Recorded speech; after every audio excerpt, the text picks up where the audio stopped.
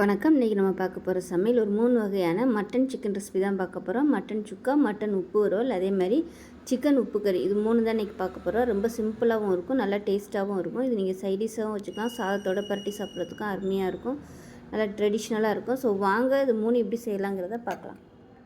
இப்போ ஒரு குக்கர் எடுத்துக்கலாம். ஃபஸ்ட்டு வந்து நம்ம மட்டன் சுக்காவுக்கு வந்து ஃப்ரெஷ்ஷாக ஒரு பொடி ரெடி பண்ணிக்கலாம். ஸோ நம்ம வந்து இதில் தான் நம்ம பண்ண போகிறேன். ஸோ இது பண்ணுறதுக்கு முன்னாடி நம்ம அந்த பொடியை வந்து நம்ம இதிலே நம்ம வறுத்தெடுத்துக்கலாம். பொடிக்கு இதில் பார்த்திங்கன்னா 2 டேபிள் ஸ்பூன் வர கொத்தமல்லி, அதாவது தனியா விதை.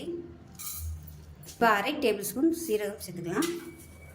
அதே மாதிரி 1/2 டேபிள் ஸ்பூன் சோம்பு, 1/4 டேபிள் ஸ்பூன் அளவுக்கு மிளகு. இப்போ இது எல்லாத்தையுமே நல்லா வறுத்துக்கலாம். இப்போ இதில் ஒரு 8 வரமிளகா சேர்த்துக்கலாம். இது கூடவே இந்த சைஸுக்கு பட்டை வந்து ரொம்ப சேர்க்க வேணாம், கொஞ்சமாக சேர்த்தா போதும். அதே மாதிரி ஒரு ஏலக்காய், ஒரே ஒரு கிராம்பு. வாசனை பொருட்கள் வந்து ரொம்ப சேர்த்தோம்னா மட்டனோட வாசனை வந்து போயிடும். அதனால் இது வந்து ரொம்ப கம்மியாக சேர்த்துக்கோங்க. இது கூடவே ஒரு 1/4 டேபிள் ஸ்பூன் அளவுக்கு கசகசா சேர்த்துக்கலாம். இது எல்லாமே நல்ல வாசனை வர அளவுக்கு வறுத்துக்கலாம். இப்போ இது கூடவே ஒரு கொத்து கருவேப்பிலையும் சேர்த்துக்கலாம். இதையும் சேர்த்து நல்லா மொறுன்னு வறுத்துக்கலாம். இப்போ நல்லா வறுபட்டுருச்சு. இதை வந்து ஒரு மிக்ஸி ஜாருக்கு மாற்றிக்கலாம். அதில் 15 சின்ன வெங்காயம், ஒரு 3 முந்திரி பருப்பு எடுத்திருக்கேன். இது வந்து நம்ம நல்லா நைஸாக அரைச்சிக்கலாம். இது வந்து சுக்காவுக்கு நல்ல ஒரு டெக்ஸ்சர் கொடுக்கும், மசாலா டெக்ஸ்சரு, சாப்பிட்றதுக்கு நல்லா டேஸ்ட்டாக இருக்கும். அதனால் இதை வந்து நல்லா நைஸாக அரைச்சிக்கலாம். இப்போ அதே குக்கரில் எண்ணெய் சேர்த்துக்கலாம். இதுக்கு வந்து ரீஃபைண்ட் ஆயில் சேர்த்திங்கன்னா டேஸ்ட் வந்து நல்லா இருக்காது, கம்மியாக தான் காமிக்கும். அதனால் நல்லெண்ணெய் இல்லைன்னா கடலெண்ணெய் சேர்த்திங்கன்னா உங்களுக்கு டேஸ்ட் வந்து நல்லா வரும். சுக்காங்கிறதுனால எண்ணெய் கொஞ்சம் கூட விட்டிங்கன்னா தான் உங்களுக்கு நல்லாது. சில பேர் என்ன பண்ணுவாங்க, மட்டனை தனியாக வேக விட்டு எடுத்துகிட்டு அதுக்கப்புறம் வெங்காயம் மசாலாலாம் போட்டு வதக்கி நல்லா சுருள வேக விட்டு எடுப்பாங்க. நான் வந்து இன்றைக்கி எல்லாமே மொத்தமாக அந்த குக்கரில் தான் பண்ண போகிறேன். இப்போ வந்து எண்ணெய் நல்லா சூடாயிருச்சு. சோம்பு வந்து 1 டீஸ்பூன் போல் சேர்த்துக்கலாம். ஏன்னா நம்ம வந்து பட்டை, கிராம்பு, ஒரு ஏலக்காய் வந்து நம்ம வறுத்து அரைச்சிட்டோம். அதனால் ரொம்ப ஸ்பைசஸ் வந்து அதிகமாகிடுச்சுன்னா மட்டனோட ஃப்ளேவர் வந்து எடுத்துரும். சோம்பு நல்லா பொரிய ஆரம்பிக்குது. கருவேப்பிலையில் சேர்த்துக்கலாம். கருவேப்பிலை நல்லா பொரிய ஆரம்பிச்சிச்சு. இதில் பார்த்திங்கன்னா நல்லா ஒரு 30 சின்ன வெங்காயம் 2ஆக கட் பண்ணி வச்சுருக்கேன். அதை சேர்த்துக்கலாம்.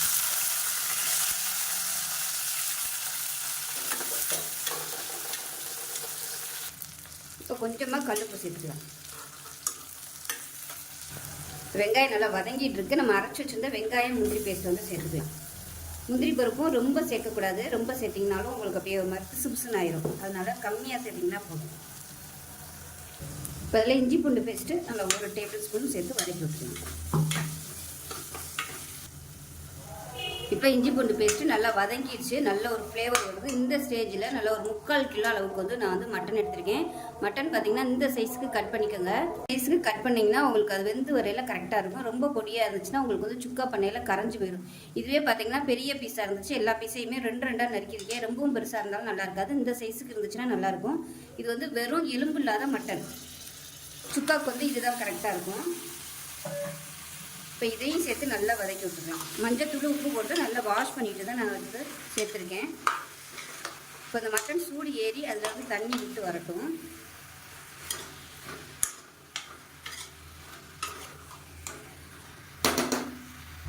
இப்போ இந்த மட்டனுக்கு உப்பு பிடிக்கிறதுக்காக உப்பு சேர்த்துக்கலாம். சுக்காவுக்கு வந்து உப்பு அதிகமாக தேவைப்படாது, ஏன்னா நம்ம நல்லா சுருளை விட்டு வதக்கிறதுனால உப்பு கம்மியாக தான் பிடிக்கும். அதனால் போடையில் கம்மியாகவே நீங்கள் சேர்த்துக்கோங்க. பார்த்து பத்திரைனா நம்ம லாஸ்ட்டு சேர்த்துக்கலாம். இதில் வந்து நல்லா சூடு ஏறட்டும். இப்போ இதில் கொஞ்சமாக ஒரு சிட்டிகை அளவுக்கு மஞ்சத்தூள் சேர்த்துக்கலாம். மஞ்சத்தூளுமே ரொம்ப சேர்த்தோம்னா அந்த மட்டன் வாசனை வந்து போயிடும். அதனால் எப்பயுமே மஞ்சத்தூள் வந்து சேர்க்கும்போது கம்மியாகவே சேர்த்துக்கோங்க. ஏன்னா நான் கழுவும் போது மஞ்சத்தூள் போட்டு தான் கழுவியிருக்கேன். அதனால் கொஞ்சமாக மஞ்சத்தூள் சேர்த்துருக்கேன். இப்போ மட்டன் ஓரளவுக்கு நல்லா அப்படியே தண்ணி விட ஆரம்பிக்குது பாருங்கள். இந்த ஸ்டேஜில் நம்ம வறுத்து வச்சுருக்கிற பொடியை சேர்த்துக்கலாம். நான் இது வந்து கொஞ்சம் தான் போடுறேன், கொஞ்சம் இவ்வளோண்டு நான் வந்து மிச்சம் வச்சுருக்கேன். இப்போ இதையும் சேர்த்து நல்லா பரட்டி விட்டுக்கலாம். மட்டனை பொறுத்தளவு இது பார்க்க நிறையா இருக்க மாதிரி இருக்கும். வெந்துச்சுன்னா நம்ம சுருண்டு வதக்கும் போது கொஞ்சமாயிடும். அதனால் மசாலா வந்து இதுக்கு அதிகமாக தேவைப்படாது. எப்பயுமே மசாலா அதிகமாகிடுச்சுன்னா உங்களுக்கு அந்த வாசனை போயிடும். மட்டனோட வாசனையும் இருக்காது, அந்த மசாலா வாசனை தான் அதிகமாக இருக்கும். பாருங்கள், நான் நல்லா பரட்டி விட்டாச்சு. இன்னுமே நமக்கு வந்து கொஞ்சம் வேகட்டும். இப்போ இதில் ஒரு அரை டேபிள் ஸ்பூன் அளவுக்கு மிளகாத்தூள், வெறும் மிளகாத்தூள் வந்து சேர்த்துக்கலாம். காரம் பத்தலைன்னா நீங்கள் சேர்த்துக்கங்க. இது வந்து கொஞ்சம் நல்லா சுருக்குன்னு இருந்தால் தான் சுக்கா நல்லாயிருக்கும். சாதத்துலலாம் போட்டு பரட்டி சாப்பிடையில, அதனால் கொஞ்சம் காரம் அதிகமாகவே சேர்த்துக்கங்க. நான் போட்டிருக்க மிளகாய் வந்து கொஞ்சம் காரம் கம்மியாக இருக்கும், அதனால் நான் வந்து கொஞ்சம் மிளகாத்தூள் சேர்த்துருக்கேன். மிளகாத்தூள் வந்து உங்களோட விருப்பம் தான். இப்போ பாருங்கள், எல்லாமே நல்லா வதக்கியாச்சு, நல்லா கொதிக்க ஆரம்பிக்குது. இந்த ஸ்டேஜில் தண்ணி சேர்த்துக்கலாம். இது மட்டனில் வந்து எவ்வளோ தண்ணி இருக்குங்கிறத பார்த்துக்கிட்டு நீங்கள் சேர்த்துக்கோங்க. ஏன்னா ரொம்ப சேர்த்திங்கன்னா அது சுருண்டு வரதுக்கு ரொம்ப நேரம் ஆகும்.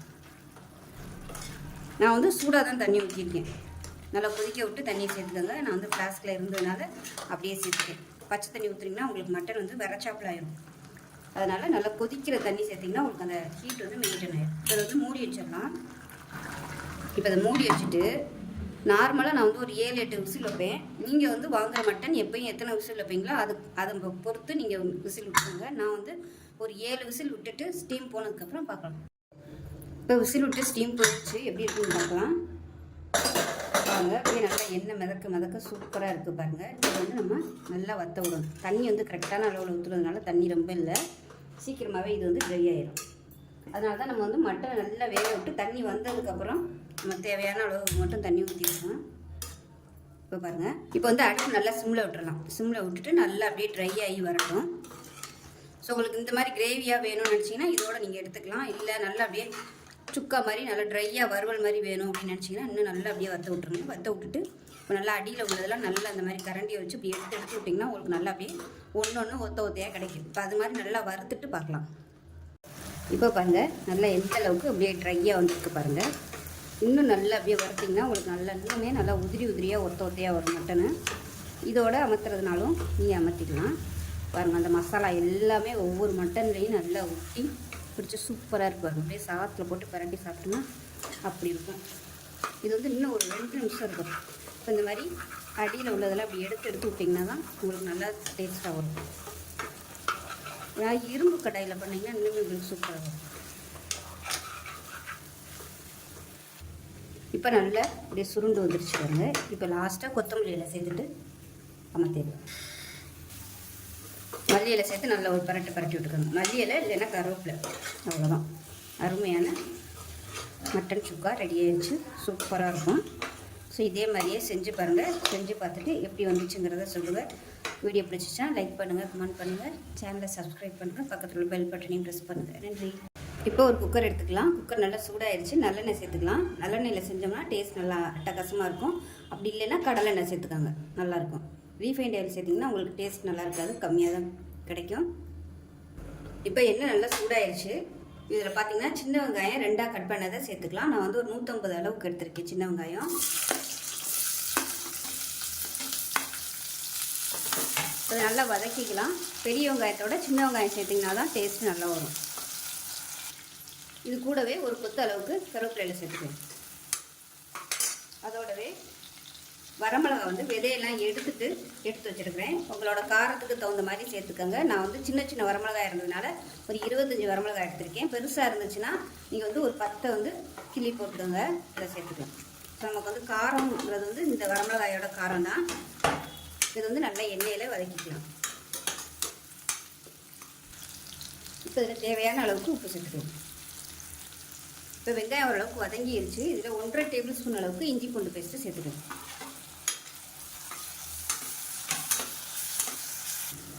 இஞ்சி பூண்டு பேஸ்ட்டு பச்சை வாசனை போக நல்லா வதக்கியாச்சு. இப்போ 1/2 கிலோ மட்டன் எடுத்திருக்கேன். மஞ்சத்தூள் போட்டு நல்லா கழுவிட்டு வச்சுருக்கேன். இந்த சைஸுக்கு கட் பண்ணிக்கோங்க. மட்டன் வந்து நல்லா எல்லோ மட்டனாக இருக்குது. பார்க்கையில் உங்களுக்கு தெரியும், நல்லா லேயராக வருது. மட்டன் வந்து நல்லா சூப்பரான மட்டன். ஸோ எல்லாமே ஒரே சைஸுக்காக கட் பண்ணிக்கோங்க. அப்போ தான் வேகும்போது நல்லா வேகும். இது வந்து வெறும் எலும்பு இல்லாத மட்டன். உப்பு வறுவலுக்கு இந்த மாதிரி எலும்பு இல்லாத மட்டன் சேர்த்திங்கன்னா தான் நல்லாயிருக்கும் சாப்பிட்றதுக்கு. இப்போ இதையும் சேர்த்து நல்லா வதக்கி எடுத்துக்கணும். உப்பு வந்து ஃபஸ்ட்டு போட்டது தான், அதுவே போதும். லாஸ்ட்டாக நம்ம ரெடி பண்ணதுக்கப்புறமா பத்தலைன்னா நம்ம சேர்த்துக்கலாம். ஏன்னா இது வற்றி வரும், இப்போ உப்பு அதிகமாக போயிடும். அதனால் பார்த்துக்கிட்டு நம்ம சேர்த்துக்கலாம். அதில் உள்ள உப்பே போதும். ஒரு 2 நிமிஷத்துக்கு வதக்கிக்கலாம். நான் வந்து இதில் மஞ்சத்தூள் போடலை. கழுவையிலே மஞ்சத்தூள் போட்டு நான் கழுவுனதுனால மஞ்சத்தூள் போடலை. மஞ்சத்தூள் போட்டோம்னா அந்த மட்டனோட வாசனை வந்து போயிடும். அதனால் மஞ்சத்தூள் வந்து நான் போடலை. அதே சமயம் மசாலாவுமே நான் வந்து எதுவுமே சேர்க்கலை தாளிக்க ஐட்டம்னா. இதெல்லாம் சேர்த்தோம்னா மட்டனோட ஒரிஜினல் ஸ்மெல் வந்து போயிடும். இப்போ வந்து டேஸ்ட் நமக்கு வந்து வேறு மாதிரி கிடைக்கும். அதனால நான் வந்து தாளிப்பு எதுவுமே போடலை. உங்களுக்கு தாளிப்பு போட்டால் தான் பிடிக்கும்னா நீங்கள் போட்டுக்கணும். இப்போ நல்லா வதக்கிக்கலாம், கொஞ்சம் சூடு ஏறட்டும். இப்போ பார்த்தீங்கன்னா மட்டன் நல்லா தண்ணி விட ஆரம்பிச்சிருச்சு. இந்த ஸ்டேஜில் மிளகு சீரகம் பொடிச்சு வச்சுருக்கேன், 2 சம அளவு எடுத்து பொடிச்சு வச்சுருக்கேன். இப்போ அந்த பொடியை வந்து சேர்த்துக்கிறேன். வந்து 1 டேபிள் ஸ்பூன் அளவுக்கு மட்டும் சேர்த்துக்கிறேன். ஸோ ஒரு வேளை நம்ம பத்தாமல் இருந்துச்சுன்னா லாஸ்ட்டாக இறக்கப்பையில் கூட நம்ம சேர்த்துக்கலாம். காரம் எப்படி இருக்குங்கிறத பார்த்துக்கிட்டு இதையும் சேர்த்து நல்லா பரட்டி விட்டுக்கணும். இப்போ இது நல்லா தண்ணி விட்டு வர ஆரம்பிச்சிருச்சு. இந்த ஸ்டேஜில் சுடு தண்ணி சேர்த்துக்கலாம். நான் முன்னாடியே சூடு பண்ணி வச்சுருக்கேன். நல்லா கொதிக்கிற தண்ணியாக சேர்த்துக்கணும். முங்குற அளவுக்கு மட்டும் தண்ணி சேர்த்திங்கன்னா போதும். ரொம்ப ஊற்ற வேணாம். ஊற்றுனீங்கன்னா அப்புறம் வத்தி வர்றதுக்கு ரொம்ப நேரம் ஆகும். அதனால் மட்டன் முங்குற அளவுக்கு மட்டும் ஊற்றுனீங்கன்னா போதும். தண்ணி எப்படி இருக்குங்கிறத பார்த்துக்கிட்டு நீங்கள் ஊற்றிக்கணும். பாருங்கள், இவ்வளோதான் நான் தண்ணி ஊற்றிருக்கேன். ஏன்னா மட்டன் வந்து சுருங்கும், அப்போ வந்து தண்ணி கரெக்டாக வந்துடும். இதை மூடி வச்சுக்கலாம். நான் மூடி வச்சுட்டு ஒரு 7-8 விசில் வச்சுக்கலாம். நீங்கள் வாங்குகிற மட்டன் வந்து நார்மலாக எத்தனை விசில் வைப்பீங்களோ அதுக்கு தகுந்த மாதிரி நீங்கள் விசில் வச்சுக்கோங்க.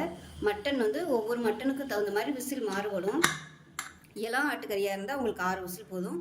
முத்துன ஆடாக இருந்துச்சுன்னா கண்டிப்பாக நீங்கள் 8 விசில்னாலும் வைக்கணும். அப்போ தான் மட்டன் வந்து நல்லா வேகும். இப்போ வந்து ஒரு 7 இல்லை 8 விசில் விட்டதுக்கப்புறம் பார்க்கலாம்.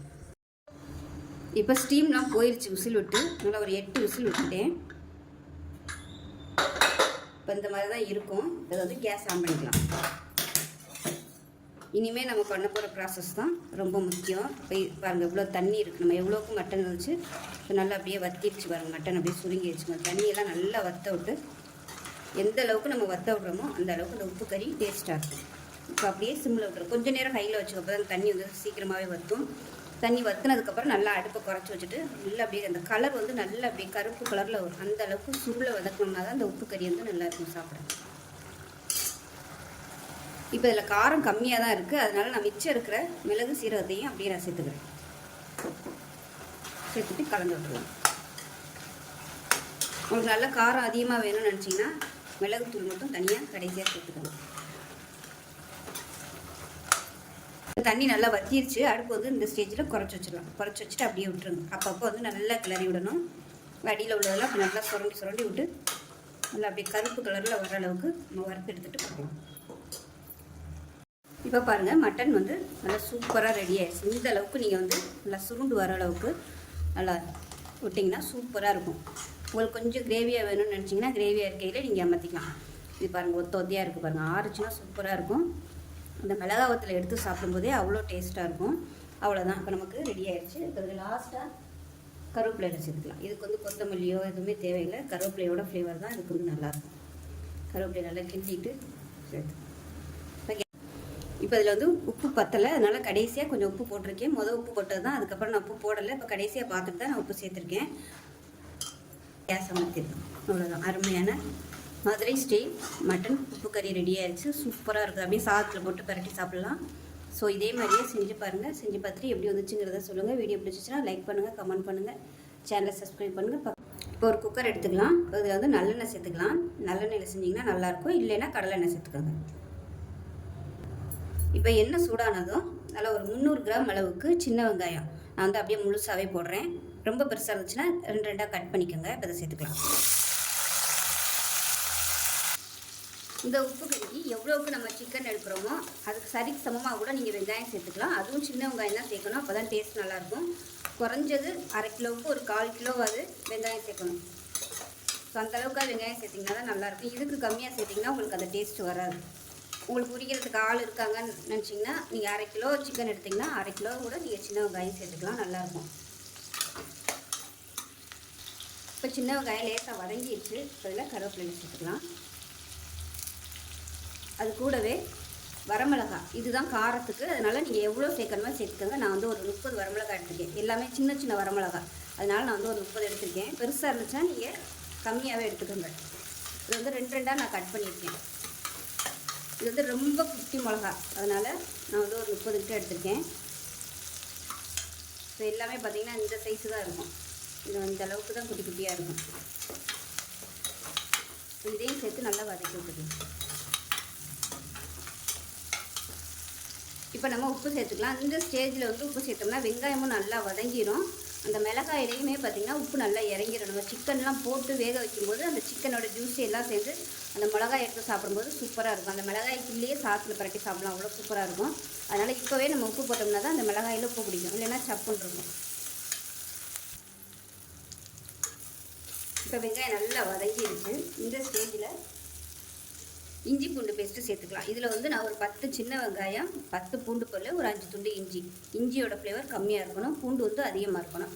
அப்போ தான் நல்லாயிருக்கும், டேஸ்ட்டாகவும் இருக்கும். இப்போ நான் வந்து கொஞ்சம் கிரேவியாக வேணும் அப்படிங்கிறதுனால சின்ன வெங்காயம் வந்து அரைச்சி சேர்த்துருக்கேன். இதுவும் உங்களுக்கு நல்ல டேஸ்ட்டு கொடுக்கும்.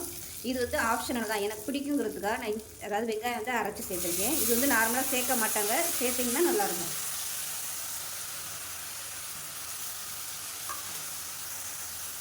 இப்போ அதை நல்லா வதக்கிக்கலாம். அந்த வெங்காயம் இஞ்சி பூண்டோட பச்சை வாசனை போகிற அளவுக்கு வதக்கிக்கலாம். சின்ன வெங்காயம் இந்த மாதிரி அரைச்சி சேர்க்கும்போது ஃப்ளேவர் நல்லாயிருக்கும். நார்மலாகவே நான் மட்டன் குழம்பு, சிக்கன் குழம்பு எல்லாத்துக்குமே பார்த்திங்கன்னா இஞ்சி பூண்டு அரைச்சோம்னா சின்ன வெங்காயமும் போட்டு தான் அரைப்பேன், நல்ல ஃப்ளேவராக இருக்கும். நம்ம வந்து ட்ரையாக பண்ணும்போது அந்த வெங்காயம்லாம் நல்லா அப்படியே ரோஸ்ட் ஆகி மொறுன்னு வரையில் சாப்பிட்றதுக்கும் நல்லாயிருக்கும் அந்த உப்பு வறுவல். இங்கே கிரேவியாக வச்சு சாப்பிட்றது மாதிரி இருந்துச்சுனாலும் அது சூப்பராக இருக்கும், டேஸ்ட்டு நல்லாயிருக்கும். இப்போ இது நல்லா வதங்கட்டும். இப்போ எல்லாமே நல்லா வதங்கிடுச்சு. இப்போ 1/2 கிலோ அளவுக்கு சிக்கன் எடுத்துக்கலாம். அது போன் உள்ளது தான் எடுத்துருக்கேன், எலும்புள்ளது எடுத்திங்கன்னா தான் நல்லா டேஸ்ட்டாக இருக்கும். இல்லை போன்லெஸ்ஸாக தான் வேணும்னு நினச்சிங்கன்னா அது உங்களோட விருப்பம்.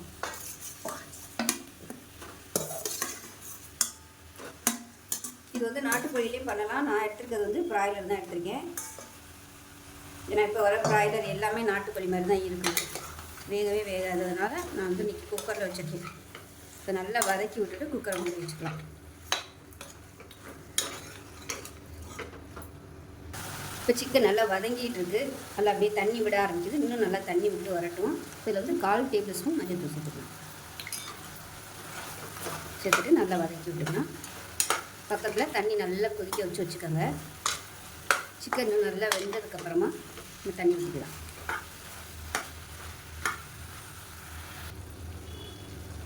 இப்போ சிக்கன் ஓரளவுக்கு நல்லா வதங்கிடுச்சு, கொஞ்சம் அப்படியே சுருங்க ஆரம்பிச்சிச்சு. இந்த ஸ்டேஜில் தண்ணி சேர்த்துக்கலாம். ஏற்கனவே வந்து நான் நல்லா தண்ணி சூடு பண்ணி வச்சுருக்கிறேன், சேர்த்துக்கலாம்.